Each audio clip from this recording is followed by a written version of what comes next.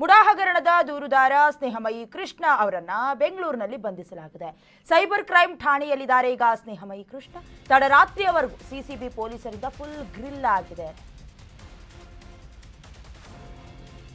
ಬೆಂಗಳೂರಿನಲ್ಲಿ ಸ್ನೇಹಮಯಿ ಕೃಷ್ಣ ಅವರ ಬಂಧನವಾಗಿದೆ.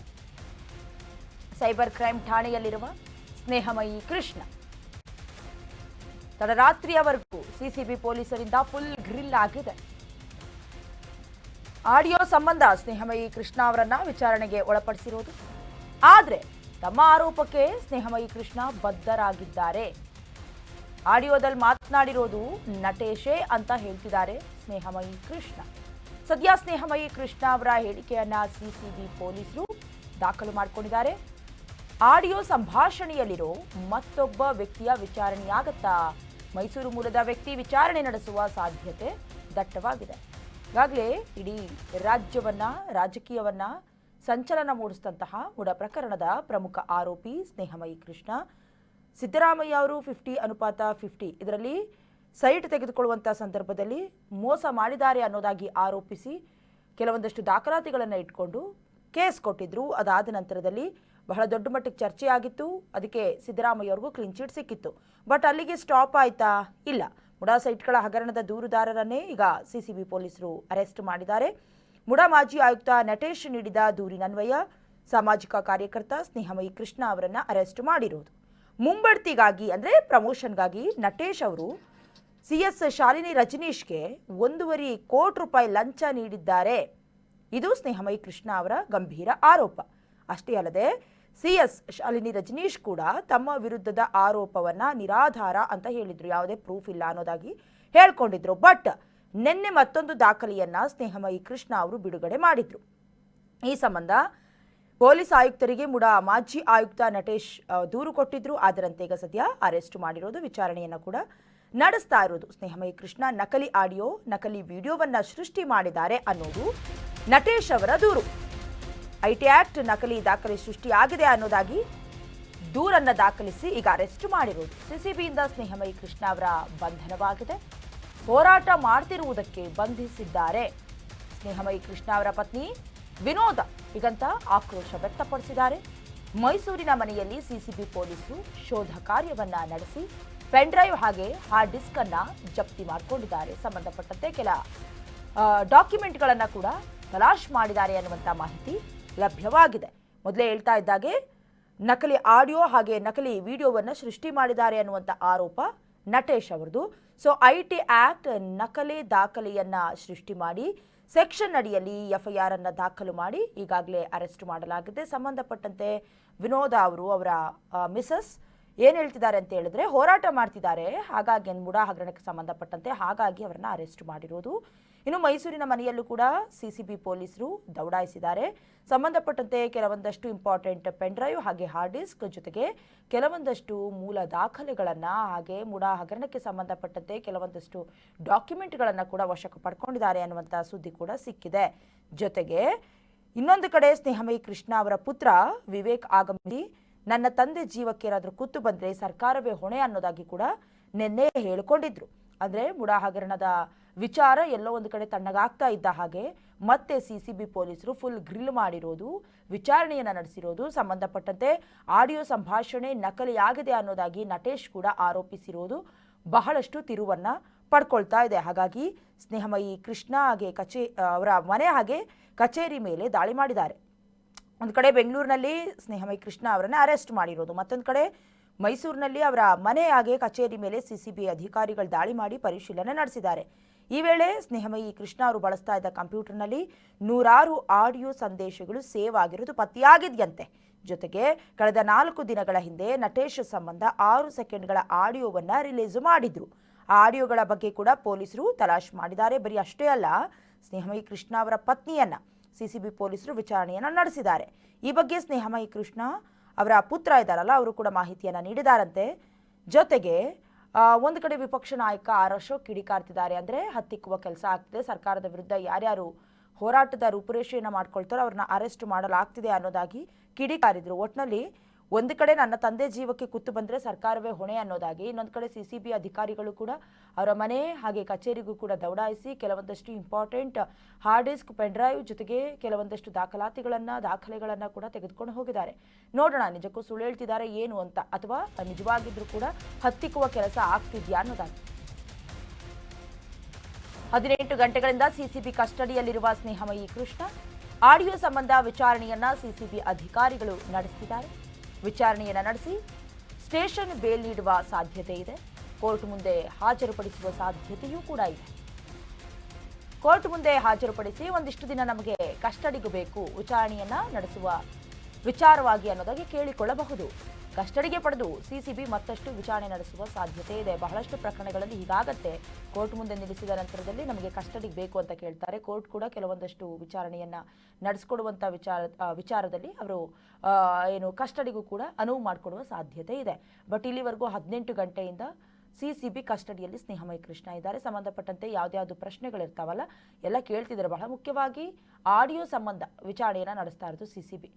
ಕೆಲವೊಂದಷ್ಟು ಸೆಕೆಂಡುಗಳ ತುಣುಕಿರುವಂಥ ಆಡಿಯೋ ಇದೆಯಲ್ಲ, ಅದು ನಕಲು ಅನ್ನೋದಾಗಿ ನಟೇಶ್ ಅವರು ಆರೋಪಿಸ್ತಿರೋದು. ಸಂಬಂಧಪಟ್ಟಂತೆ ವಿಚಾರಣೆ ನಡೆಸ್ತಾ ಇದ್ದಾರೆ. ಸ್ಟೇಷನ್ ಬೇಲ್ ನೀಡುವ ಸಾಧ್ಯತೆ ಇದೆ, ಏನಾದರೂ ಬೇಲ್ಗೆ ಅಪ್ಲಿಕೇಶನ್ ಹಾಕಿದ್ರೆ. ಇನ್ನು ಕೋರ್ಟ್ ಮುಂದೆ ಹಾಜರುಪಡಿಸಿದ ನಂತರದಲ್ಲಿ ಕೆಲವೊಂದಷ್ಟು ಪ್ರಶ್ನೆಗಳನ್ನು ಕೇಳ್ತಾರೆ. ಯಾವ ಕಾರಣಕ್ಕೆ ಅರೆಸ್ಟ್ ಮಾಡಿರೋದು, ಏನು ಬಲವಾದ ಕಾರಣ ಇದೆ, ಕೆಲವೊಂದಷ್ಟು ಪ್ರಶ್ನೆ. ತದನಂತರದಲ್ಲಿ ಕಸ್ಟಡಿ ಕೊಡಿ, ಯಾಕಂತೇಳಿದ್ರೆ ಆಡಿಯೋ ತುಣುಕನ್ನು ಇಟ್ಕೊಂಡಿದ್ದಾರೆ, ಅದು ಒರಿಜಿನಲ್ಲ ಡೂಪ್ಲಿಕೇಟಾ, ಯಾಕಂದರೆ ಇತ್ತೀಚೆಗೆ ಯಾವುದೇ ಆರೋಪಗಳು ಕೇಳಿಬಂದರೂ ಅದು AI ಅನ್ನೋದಾಗಿ ಸಾರಾಸಗಟಾಗಿ ಹೇಳ್ತಾರೆ. ಸೊ ಹಾಗಾಗಿ ಕಸ್ಟಡಿಗೆ ಪಡ್ಕೊಂಡು CCB ಮತ್ತಷ್ಟು ವಿಚಾರಣೆಯನ್ನು ನಡೆಸುವ ಸಾಧ್ಯತೆ ಇದೆ. ಸಿದ್ದರಾಮಯ್ಯ ಅವರ ವಿಚಾರಕ್ಕೆ ಸಂಬಂಧಪಟ್ಟಂತೆ ಅಂದರೆ ಮುಡಾ ಹಗರಣದಲ್ಲಿ ಅವರ ಇನ್ವಾಲ್ವ್ಮೆಂಟ್ ಇದೆ, ಅವರ ಕಾಣದ ಕೈಗಳಲ್ಲಿ ಕೆಲಸ ಮಾಡಿದ್ದಾವೆ ಅಂತ ಹೇಳೋದಾಗಿ, ಜೊತೆಗೆ ಆ ಸಂದರ್ಭದಲ್ಲಿ ಇದ್ದಂಥ ಕೆಲ ಆಯುಕ್ತರು, ಕೆಲ ಅಧಿಕಾರಿಗಳನ್ನು ಕೂಡ ತರಾಟೆಗೆ ತೆಗೆದುಕೊಂಡಿದ್ರು. ಅವರ ಹೆಸರುಗಳನ್ನು ಕೂಡ ಮೆನ್ಷನ್ ಮಾಡಿದ್ರು ಸ್ನೇಹಮಯಿ ಕೃಷ್ಣ. ಬಟ್ ಈಗ ಹಾಕಿರುವಂಥ ನಕಲಿ ಆಡಿಯೋ ವಿಡಿಯೋ ಬಹಳಷ್ಟು ಚರ್ಚೆ ಕಾರಣವಾಗ್ತಿರೋದು. CCB ಪೊಲೀಸರಿಂದ ಸ್ನೇಹಮಯಿ ಕೃಷ್ಣ ಬಂಧನ ವಿಚಾರಕ್ಕೆ ಸಂಬಂಧಪಟ್ಟಂತೆ ದೂರುದಾರ ಮುಡಾ ಮಾಜಿ ಆಯುಕ್ತ ನಟೇಶ್ ರಿಯಾಕ್ಟ್ ಮಾಡಿದ್ದಾರೆ. ನಾನು ದೂರು ಕೊಟ್ಟಿದ್ದೀನಿ, ಅಧಿಕಾರಿಗಳು ತನಿಖೆಯನ್ನ ಮಾಡ್ತಿದ್ದಾರೆ ಅನ್ನೋದಾಗಿ, ಹಾಗಾಗಿ ನಾನು ಏನು ಮಾತನಾಡೋದಿಲ್ಲ ಅನ್ನೋದಾಗಿ ನಟೇಶ್ ಹೇಳಿದ್ದಾರೆ. ಬೆಂಗಳೂರಿನಲ್ಲಿ ಮುಡಾ ಮಾಜಿ ಆಯುಕ್ತ ನಟೇಶ್ ಹೇಳಿಕೆಯನ್ನು ಕೊಟ್ಟಿದ್ದಾರೆ. ಅಂದರೆ ಆಲ್ರೆಡಿ ನಾನು ಏನು ಹೇಳಬೇಕೋ ಅದನ್ನು ದೂರಿನಲ್ಲಿ ಹೇಳಿದ್ದಾಗಿದೆ. ಸದ್ಯ CCB ಪೊಲೀಸರು ಕೂಡ ಸ್ನೇಹಮಯಿ ಕೃಷ್ಣ ಅವರನ್ನು ಅರೆಸ್ಟ್ ಮಾಡಿದ್ದಾರೆ. ಸಂಬಂಧಪಟ್ಟಂತೆ ನಾನು ಯಾವುದೇ ಹೇಳಿಕೆಯನ್ನು ಕೊಡೋದಿಲ್ಲ, ಅಧಿಕಾರಿಗಳು ತನಿಖೆ ಮಾಡ್ತಿದ್ದಾರೆ, ಅವರೇ ಉತ್ತರವನ್ನು ಕಂಡುಕೊಳ್ತಾರೆ, ಅದಾದ ನಂತರದಲ್ಲಿ ನಾನು ಕ್ಲಾರಿಟಿ ಕೊಡ್ತೀನಿ, ಬಟ್ ಈಗ ನಾನು ಏನು ಮಾತನಾಡೋದಿಲ್ಲ ಅನ್ನೋದಾಗಿ ನಟೇಶ್ ಹೇಳ್ಕೊಂಡಿದ್ದಾರೆ. ಬೆಂಗಳೂರಿನಲ್ಲಿ ಸಂಬಂಧಪಟ್ಟಂತೆ 18 ಗಂಟೆಗಳಿಂದ ಸ್ನೇಹಮಯಿ ಕೃಷ್ಣ ಅವರನ್ನು ಕೂಡ ವಿಚಾರಣೆಗೆ ಒಳಪಡಿಸಿದ್ದಾರೆ. ಕೆಲವೊಂದಷ್ಟು ಪ್ರಶ್ನೆಗಳನ್ನು ಕೇಳೋದ್ರ ಮೂಲಕ ಈ ಒಂದು ಪ್ರಕರಣಕ್ಕೆ ಸಂಬಂಧಪಟ್ಟಂತೆ ಯಾವ ಆಯಾಮ ಪಡ್ಕೊಳ್ಳುತ್ತೆ ಕಾದು ನೋಡಬೇಕು. ಇನ್ನು ಇದೇ ವಿಚಾರಕ್ಕೆ ಸಂಬಂಧಪಟ್ಟಂತೆ ಇನ್ನಷ್ಟು ಡೀಟೇಲ್ಸನ್ನು ದೂರವಾಣಿ ಸಂಪರ್ಕದ ಮೂಲಕ ಕೊಡ್ತಾ ಹೋಗ್ತಾರೆ ನಮ್ಮ ಕ್ರೈಮ್ ರಿಪೋರ್ಟರ್ ಸಂಜಯ್ ಗೌಡ. ಸಂಜಯ್, ಈಗಾಗಲೇ CCBಯಿಂದ ಸ್ನೇಹಮಯಿ ಕೃಷ್ಣ ಅವರ ಬಂಧನವಾಗಿದೆ.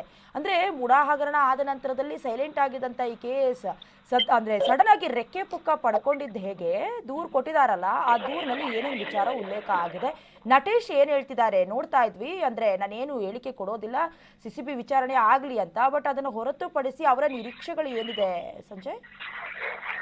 ನಟೇಶ್ ವಿರುದ್ಧ ಏನು ಸ್ನೇಹಮಯಿ ಕೃಷ್ಣ ಅವರು ಒಂದು ಆರೋಪವನ್ನ ಮಾಡಿದ್ರು, ಅಂದ್ರೆ ಒಂದು ಮುಂಬಡ್ತಿಯನ್ನ ಅಂದ್ರೆ ಹಣವನ್ನ ಕೊಟ್ಟು ಒಂದು ಪ್ರಮೋಷನ್ ಮುಂಬಡ್ತಿಯನ್ನ ಪಡೆದಿದ್ದಾರೆ ಅನ್ನೋ ಒಂದು ಆರೋಪವನ್ನ ಕೇಳಿ ಬಂದು ಅದ್ರ ಬಗ್ಗೆ ಒಂದು ಕಂಪ್ಲೇಂಟ್ ಅನ್ನು ಕೂಡ ಕೊಟ್ಟಿದ್ರು. ಅದ್ರ ಬಗ್ಗೆ ವಿಚಾರಣೆ ವೇಳೆಯಲ್ಲಿ ಏನು ಆಡಿಯೋಗಳು ಮತ್ತೆ ಆಡಿಯೋಗಳನ್ನ ಅವರು ಸಬ್ಮಿಟ್ ಮಾಡಿರ್ತಾರೆ. ಆ ಒಂದು ಸಬ್ಮಿಟ್ ಮಾಡಿದಂತ ಆಡಿಯೋಗಳಲ್ಲಿ ನಕಲಿ ಆಡಿಯೋನ ಮಾಡಿದ್ದಾರೆ ಅನ್ನೋ ಒಂದು ಆರೋಪವನ್ನ ಮಾಡಿ ಮತ್ತೆ ಅವ್ರಿಗೆ ಏನು ಮಾನಹಾನಿ ಆಗೋ ರೀತಿಯಲ್ಲಿ ಕಂಪ್ಲೇಂಟ್ ಅನ್ನ ಕೊಟ್ಟಿದ್ದಾರೆ ಅಂತ ಹೇಳಿ ನಟೇಶ್ ಅವರು ಒಂದು ಕಂಪ್ಲೇಂಟ್ ಅನ್ನ CCB ಅವರಿಗೆ ಕೊಡ್ತಾರೆ, ಸೈಬರ್ ಕ್ರೈಮ್ಗೆ ಕೊಡ್ತಾರೆ. ಆ ಒಂದು ನಿಟ್ಟಿನಲ್ಲಿ ನಿನ್ನೆ ಸೈಬರ್ ಕ್ರೈಮ್ ಅವರು ಬೆಳಗ್ಗೆ ಏನು ಕೋರ್ಟ್ಗೆ ಮುಡಾ ಹಗರಣ ವಿಚಾರಣೆಗೆ ಬಂದಂತಹ ಸ್ನೇಹಮಯಿ ಕೃಷ್ಣ ಅವ್ರನ್ನ ಬಂಧಿಸುವಂತ ಕೆಲಸವನ್ನ ಮಾಡ್ತಾರೆ.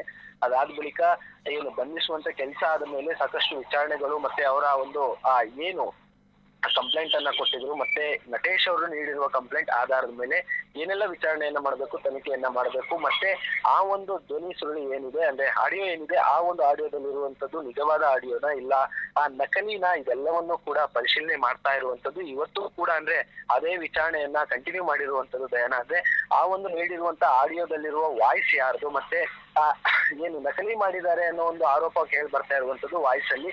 ಆ ಒಂದು ವಾಯ್ಸ್ ಏನು ಸ್ನೇಹಮಯಿ ಕೃಷ್ಣಂದ ಮತ್ತೆ ನಟೇಶ್ ಅವ್ರದ ಇದೆಲ್ಲವನ್ನು ಕೂಡ ಈಗಾಗಲೇ ಪರಿಶೀಲನೆ ಮಾಡ್ತಾ ಇರುವಂತದ್ದು. ಮತ್ತೆ ಅದೇ ತನಿಖೆಯನ್ನ ಮುಂದುವರಿಸಿ CCB ಅವರು ಕಾರ್ಯಾಚರಣೆ ಮಾಡ್ತಾ ಇರುವಂತದ್ದು. ದಯಾನ, ಓಕೆ, ಈಗ ಯಾವ್ಯಾವ ಪ್ರಶ್ನೆಗಳನ್ನ ಅವ್ರು ಮುಂದಿಟ್ಟಿದ್ದಾರೆ ಅನ್ನುವಂಥ ಡೀಟೇಲ್ಸ್ ಏನಾದರೂ ಸಿಕ್ಕಿದ್ಯಾ ಸಂಜಯ್?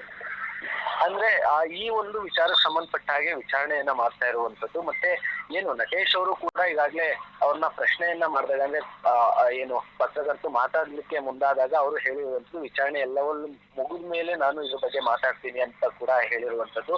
ಹಾಗೆ ಸ್ನೇಹಮಯಿ ಮಗನೂ ಕೂಡ ಈ ಒಂದು ಅಂದ್ರೆ ಷಡ್ಯಂತ್ರ ಮಾಡಿ ನಮ್ಮ ಅಪ್ಪನನ್ನ ಒಳಗೆ ಹಾಕಿರುವಂತದ್ದು, ಮತ್ತೆ ಈ ತರ ಒಂದು ಅಂದ್ರೆ ಮೂಢ ಹಗರಣಕ್ಕೆ ಸಂಬಂಧಪಟ್ಟ ಹಾಗೆ ಇದನ್ನ ಷಡ್ಯಂತ್ರ ಮಾಡಿ ಹಾಕಿರೋದು ಅಂತ ಹೇಳ್ತಾ ಇರುವಂತದ್ದು. ಆದ್ರೆ ಒಳಗಡೆ ಏನು ವಿಚಾರಣೆ ಆಗ್ತಾ ಇದೆ ಇದೆಲ್ಲವನ್ನು ಕೂಡ ವಿಚಾರಣೆ ಬಳಿಕ ಏನು ಅಧಿಕಾರಿಗಳು ಸ್ಪಷ್ಟನೆ ಕೊಟ್ಟ ಮೇಲೆ ತಿಳಿಯಬಹುದು.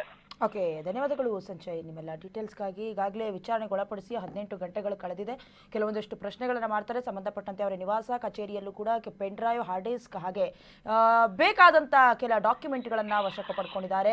ಸೊ ಏನಾಗುತ್ತೆ ಕಾದು ನೋಡಬೇಕು.